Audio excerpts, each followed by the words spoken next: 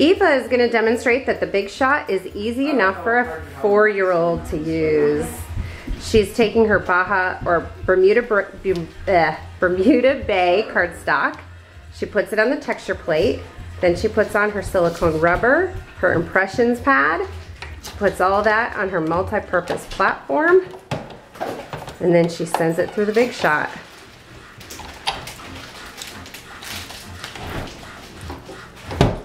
Here, I'll hold it down for you. Good job. This builds up some muscle.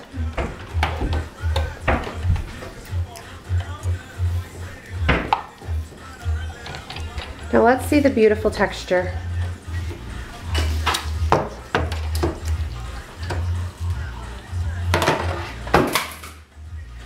Let's see.